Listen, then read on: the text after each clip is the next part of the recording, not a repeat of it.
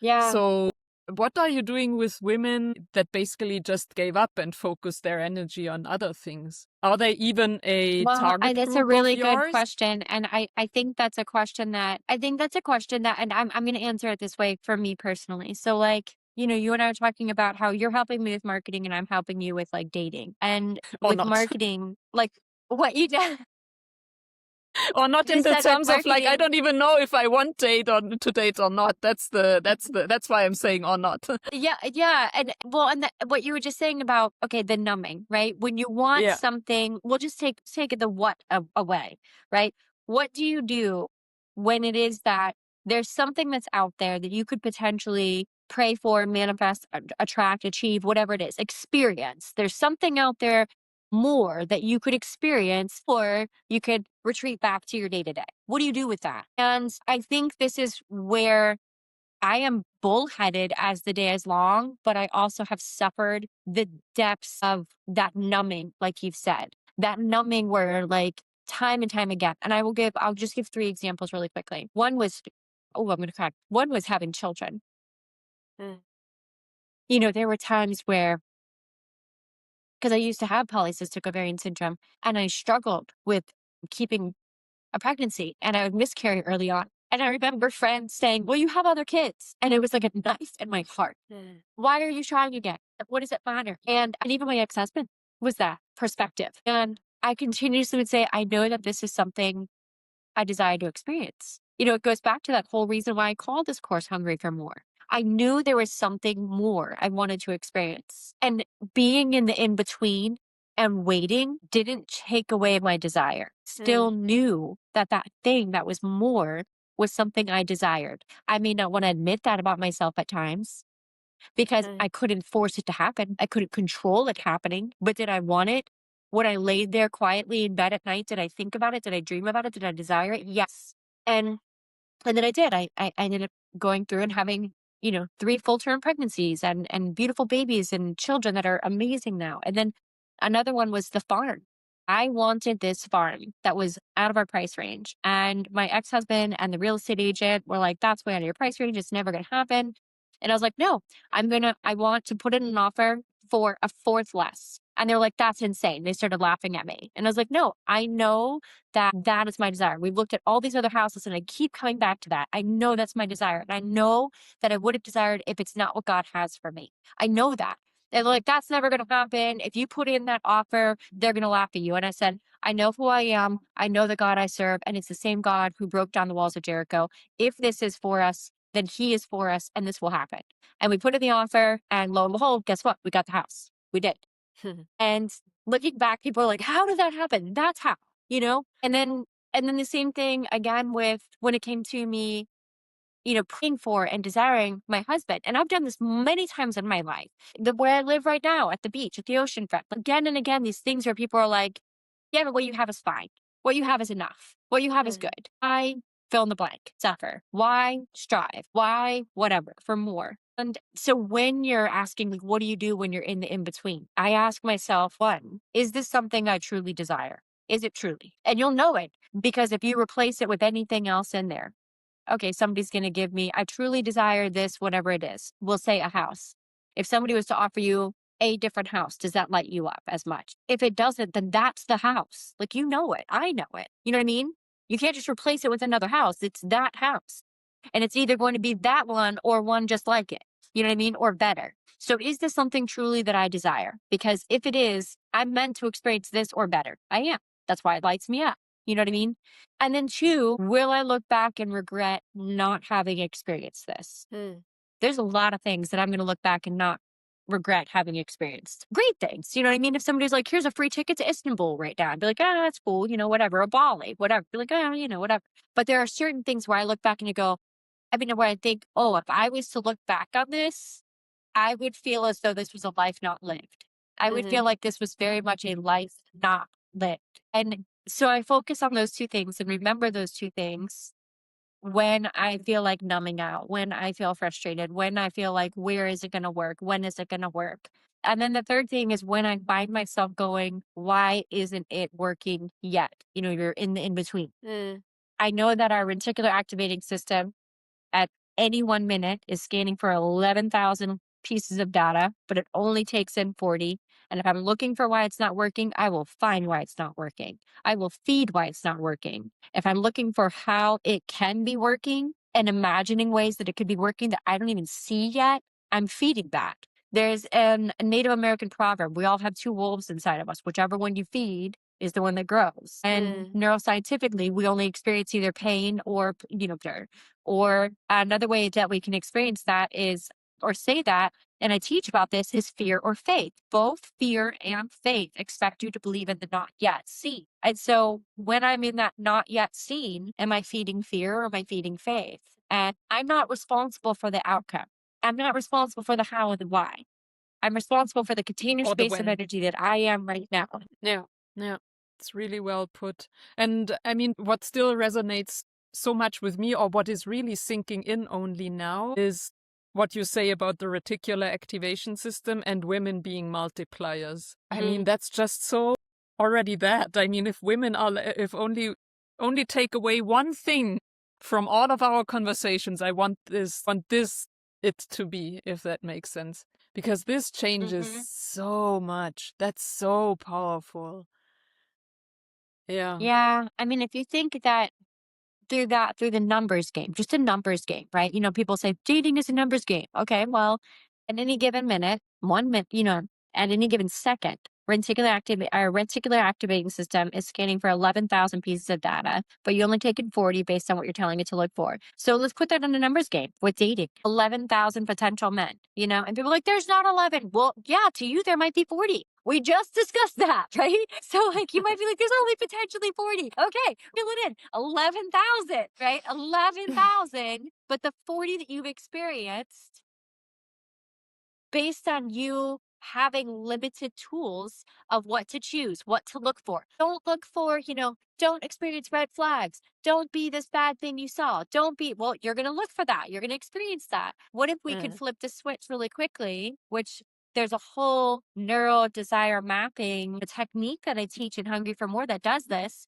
to scanning for the things that are the best things you've experienced regarding romance, whether it was with a book or a movie or in your life, and scanning for that because that's already coded in you. That's not coded in just, oh, future me when I do enough work. That's you right now, scanning for the best things you've experienced in your life as you are right now. And then when you're scanning for that, because you always are, opening up opportunities to romantic experiences you never even had the vision for, had the ability to even notice before and experience in the same way. So we segued now from catching up to another deep conversation, like we always do. Because one question that came up was like, are dating apps built to keep you single? Yes, dating apps are built to keep you single. Yes, they are. They're built to keep you on high highs with the algorithm of who is going to make you want to swipe and then put you back on and make you feel depleted. They really are. Because they do a lot of research on this. You know what I mean? The massive amounts of money gets put into these apps to keep you on the app. They want a customer for life. There was actually, side note, there was one time when I was on a date with my fiance, and he leaned over to me and he said, I really would like to be exclusive. And I, just like I teach in the dating roadmap, then was like, okay, I asked him, what does that mean to you to be exclusive? And he said, oh, I've never really been asked that before. And I said, okay, so what does that mean to you to be exclusive? You think about it, get back to me.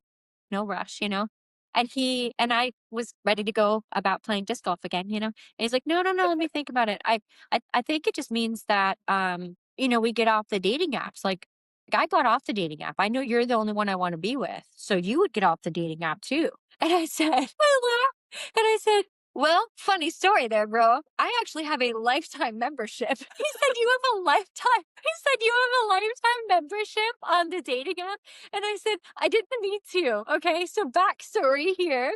I said, yeah, because I would get on and I would only look at it for like a couple days. And, you have to buy it in a month package. And so then I would get back off.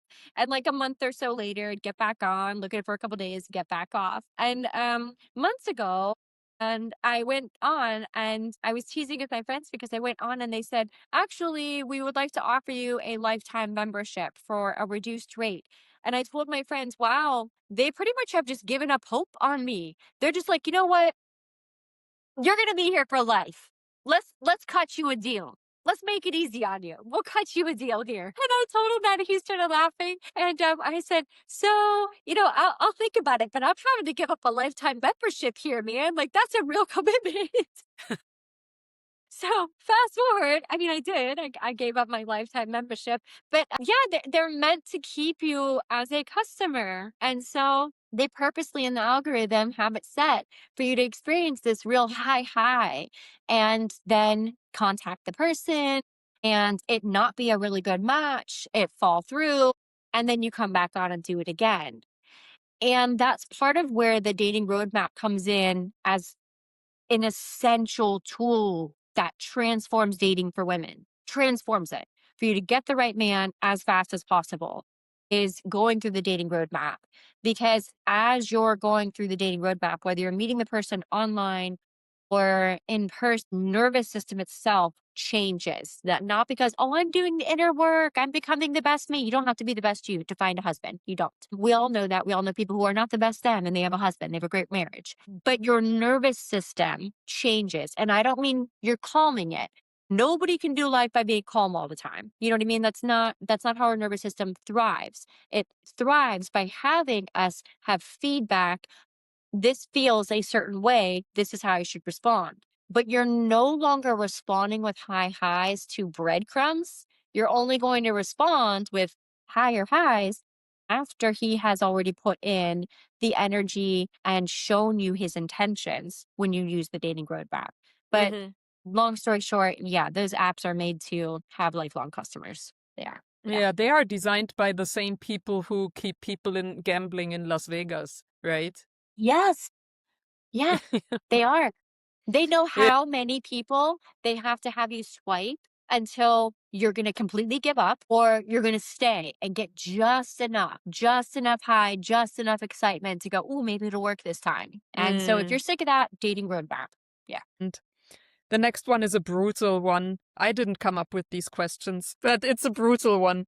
Am I a mommy? Am I a mother or a lover? How to tell if you're a mother or a lover.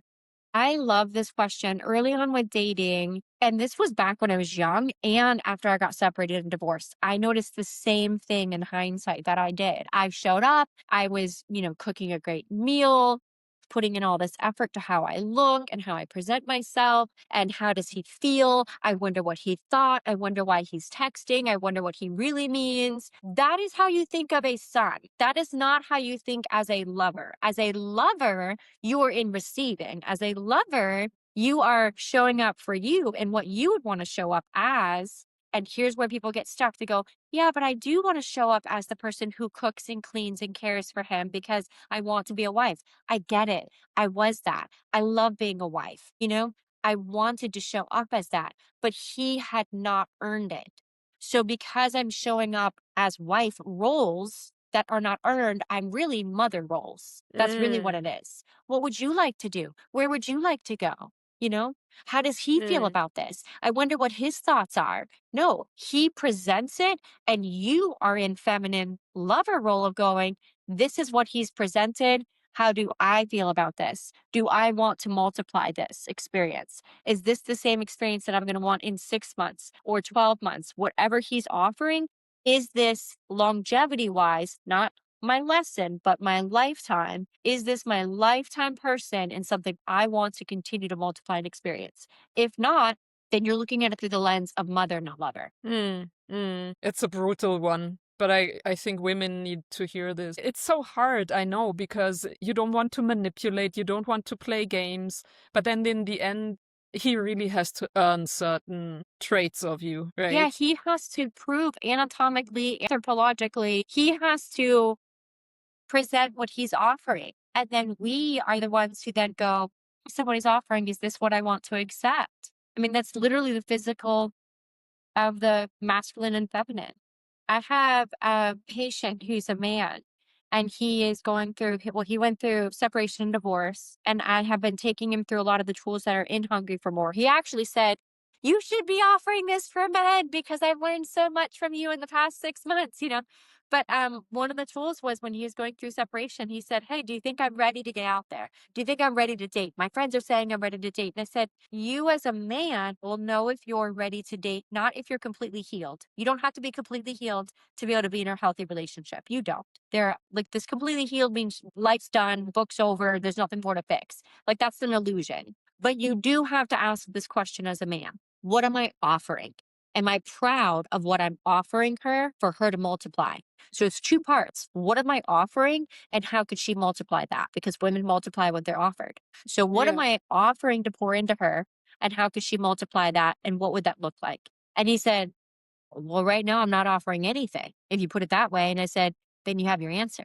Because Mm. any woman who is willing to partner with you, who is willing to be in a relationship with you when you're not offering anything is something that down the road, you are in your feminine. She will not respect you and you will wonder why she doesn't respect you and you will feel disrespected and not proud of what you're offering and not proud of what you've created with her. And he went, "Oh my gosh, that's literally what my marriage was just now." And I said, "Yes." So for a man to know, am I ready to date again after separation and divorce? He asks, what am I offering her that I'm going to pour into her? What would it look like for her to multiply that? And is that something I'm proud of?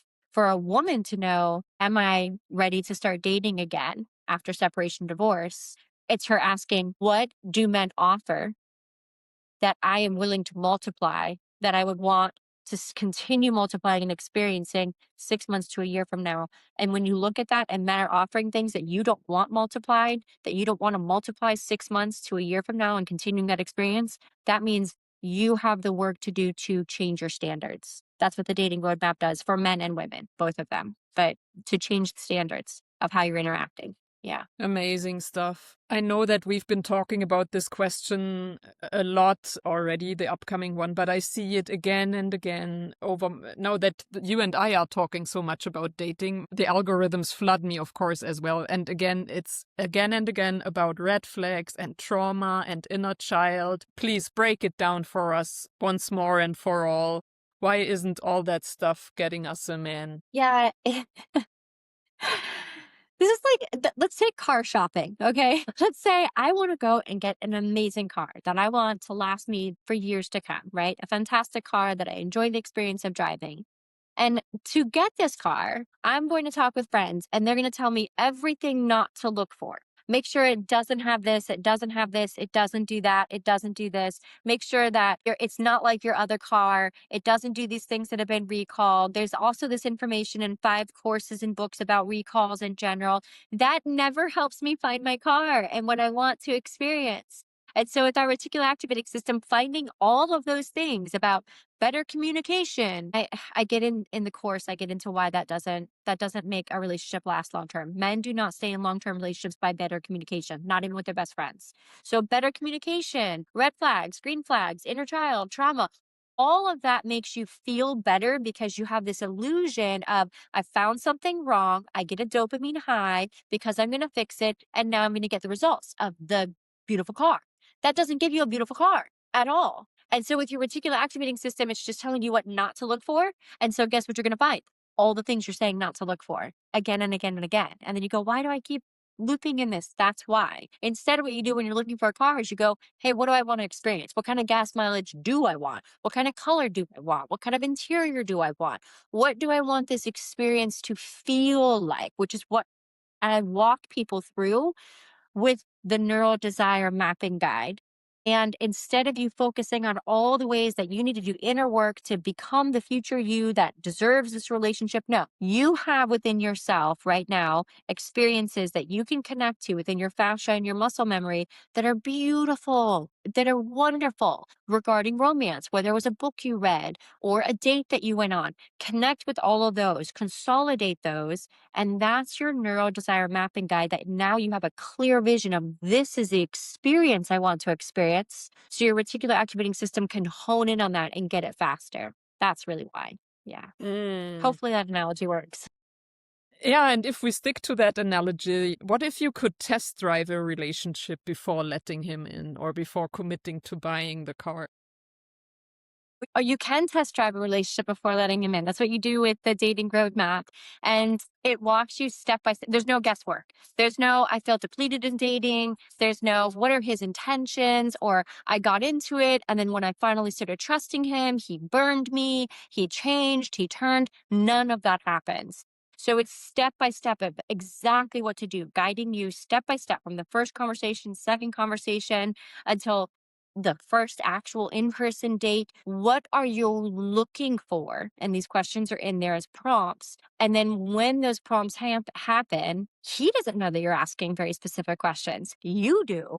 And when you're asking these very specific questions that are just conversational, just fun and engaging, you see through his crap. You will immediately see his intention. And because of the speed in which you walk through it, which it's laid out, this conversation at this time, wait until this many days, for the next thing. Because in the pacing in which it's happening, you're not depleting yourself. Your nervous system is able to really process this, and it increases his desire for you. You're like catnip. He wants to be pursuing you even more. But the way in which he's pursuing you will be revealed of if he's chasing and is a lesson, or if he is a lifetime and he's investing in actually building together. All of that is laid out so clear with the dating roadmap. So by the time that if you decide to finally open up to him, that is so clear to you, his intentions and what you are multiplying. You're the receiver and you multiply what you receive. You are so clear about what you could possibly be multiplying and whether or not that's something you want to multiply. Yeah. So, Jennifer, I know you have kids and many other women out there also have kids. What would you tell them?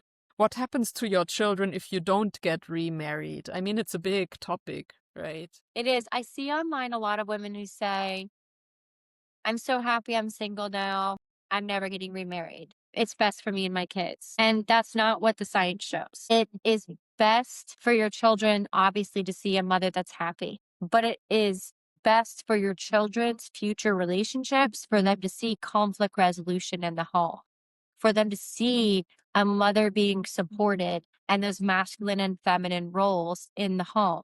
That is what the science says. It is not best for them to see a single mother or single father. And that doesn't mean that you guys aren't doing great, that I wasn't doing great, But when I was back in that perspective of how do I do this better? And I was going through separation and divorce and processing my own pain and my own suffering and why I chose divorce. One of the things that I told my friends about, and that I even told men early on when dating, of why I want marriage again, is so I, as a parent, can offer my children them seeing the example of conflict resolution in the home, them seeing me when I'm tired or broken or sick, be supported, be loved. They have to see these things modeled for me to expect them to have that example. The world is not out there giving that to them as an example, nor is it the world's responsibility. It's my responsibility as a parent. And while, yes, I was married very young, I met my ex-husband when I was 17.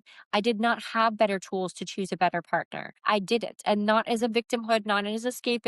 I just did it. Most of us don't. I now have better tools to choose a better husband and have that conflict resolution modeled for them, and have it modeled for them what it is to have that masculine and feminine roles, and for them to see me tired and exhausted to go, hey, honey, I really feel tired today, and see what he does now. And what he does in my life is go, like last week I was sick and he's like, what kind of soup could I bring you? Immediately they see someone loving me. If they don't see that modeled, how will they learn that? Like they have to see these things modeled to know how to model. I mean, for them to know how to emulate it. And so it was huge to me in my heart. And when I first started dating, one of the things that I said in the conversations early on was, of that reason of why I wanted to marry again, so they can see conflict resolution modeled, that they can see masculine and feminine energy modeled. And you immediately heard from men their perspective on that. So when it comes to the dating roadmap and you being able to save your energy and immediately find whoever your romantic person is faster, that's part of it. Saying, why do you want a marriage again or a long-term relationship again? Why do you want that? And when I said that and I stood in that authority and I owned that, immediately men, I could hear it, that they were out. That didn't make sense. I've never thought of it that way, whatever. Or even the men who said, I've never considered that before. That's really true.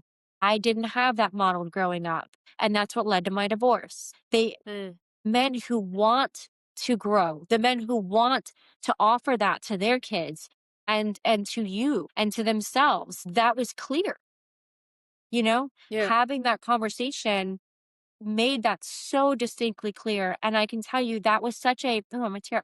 That was such a huge asset to offer a man and for a man to offer a woman in that portion of that dating roadmap for you to understand I'm not alone in this. It Yeah. does get to be easier. It does get to be more beautiful. It does get to be better. And I do get Mm. to offer my kids a better example. That's beautiful. Who wouldn't want that? Yeah. And You I know? mean, even though I don't have kids, if I would have kids, I also would want to see them how a happy, healthy relationship looks like. Not only I think that's also something that they would need to have modeled, right? How someone celebrates nice Mm-hmm. successes and yeah, how you are a team. Mm-hmm. Yeah. Yeah, I feel like my brain went, whew. I know we are processing both so much while we are talking. We don't record this content for the sake of recording, right? It's also Yeah, for yeah, us a lot. my brain went to a part that so a couple months ago, my daughter, she wants a cat. And I was saying, okay, well, I get married this summer and we joined houses at that point. And so I was like, okay, well, this is a conversation that we would have with my fiance as well. Like I'm gonna talk with him about it. What kind of cat would we want in the house? Would it be indoor, outdoor? What are these things? And she immediately I could see her nervous system and body go, what do you mean you have to talk to him?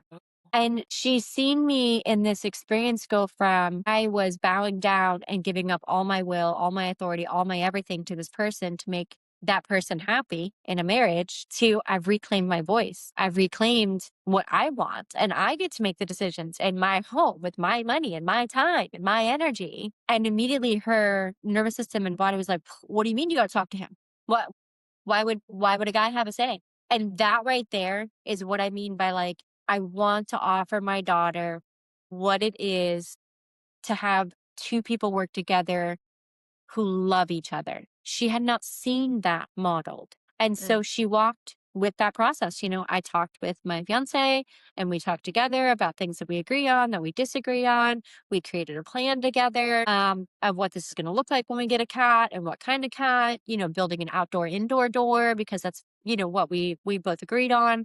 And then in the end, when her and I talked about it, about the different parts of the conversation, because one of the things that I do in my relationship with my fiance is we don't have to have an answer right now. We're just talking about it. You think about it. I'll think about it. We'll come back.